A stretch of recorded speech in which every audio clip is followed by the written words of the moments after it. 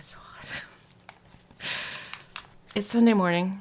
I'm about to go up north for a multi-day camping trip or canoe trip actually. And I am very much hoping it is not as muggy and hot where I'm going. Anyway, I wanted to get this video out because I'm just not sure how much I'm going to feel like making a video when I get back. And I also kind of wanted to mark the spot that next Monday, on August 18th, it's Owen's birthday, and he would have been 27 years old. So yeah, just feels like a nice moment to make a little video. So I thought I would just talk a little bit about my book, No Ordinary Boy. This is it. No Ordinary Boy, The Life and Death of Owen Turney. It's my reading copy, which means I take it to conferences or to workshops or courses, whatever, because I'm often reading vignettes from it as part of the sessions.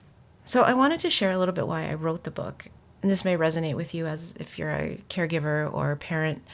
There came a point when I just got kind of tired of hearing myself tell our story over and over again. And even though I felt it was kind of important if I was invited for certain audiences to share parts of my story, it often felt like a performance, and that I was just repeating the same old thing, and I would sometimes disassociate a bit, and I could hear myself talking or hear myself explaining things or show yet another slideshow, and I just thought, oh God, I don't know that I really want to do this anymore. Because also too, when I would tell our stories, the people in the audience would be often hearing them for the first time, but I was not hearing them for the first time. And so I would have to kind of wait for some of the catch-up, the emotional catch-up and the cognitive, like, wait, what? And, people absorbing the information. And I just felt like it was too much. It was too much work for me to have to keep repeating certain things in front of certain audiences. So I wrote the book thinking I might put a nice X marks the spot on describing the journey, and that if people wanted to know, they could read the book. And, what I hadn't really anticipated was just how much my own views would change over time. So if I were to write the book today, I would probably write it very differently. But I'm really grateful that I captured a lot of the ways I was looking at things at the time. So I guess I just want to say that the context of me having written the book was within the year after Owen's death. And you maybe get a sense of some of that. It makes sense when you read it that this was written shortly after his death. It's not so much because there's a lot of grief and turmoil in it, but because it's actually very detailed in its scene setting, I guess, and remembering certain vignettes, remembering conversations. Some of the things I've recounted in the book are not things I would have recalled organically today. So, like I said, I'm really, I feel grateful to my younger self for having written the book at the time. So I was thinking when I started recording that I was going to describe the book, but I don't think I'm going to. There's two things I'm going to suggest. One is buy it. So you can come to my website at johannesen.ca. That's one option. Another option is to email me, and I will send you a free PDF of the book. And then it just occurred to me, too, that the third option is you can take my course, Communicating with Caregivers.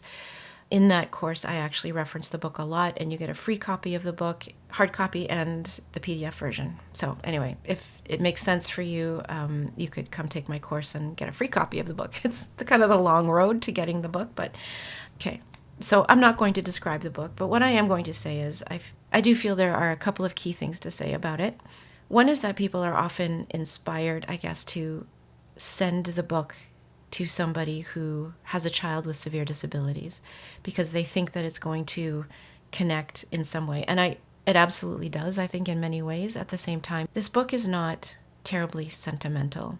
My dad, who really was very supportive in the editing of this book, calls it dispassionate, and I think that's absolutely correct. This is an account of my impressions of Owen's life as we were going through it. So it's written in the first person in real time, even though I wrote it after the fact. You'll get a sense of a journey, and you're going to be coming along on that journey, and frankly, the journey is going to end rather abruptly. And so I'm always cautious with people who want to send it to somebody if they haven't read it themselves. So please, if you're thinking of sending it to another parent, I would ask you to read it first. or even chat with me about it and the circumstances in which the other family is experiencing things, because it, sorry, I'm going to cool off here. It's very warm up in my office. It may not be the intervention or the support that you think it is. Okay.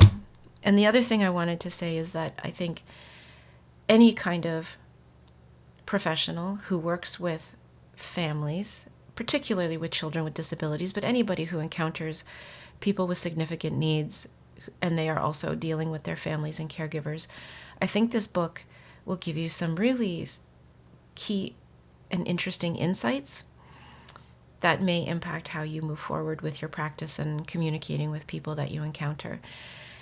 And I say that because the book is structured in a way that gives you both the kind of documented professional view on Owen, concurrent with how I describe our experiences.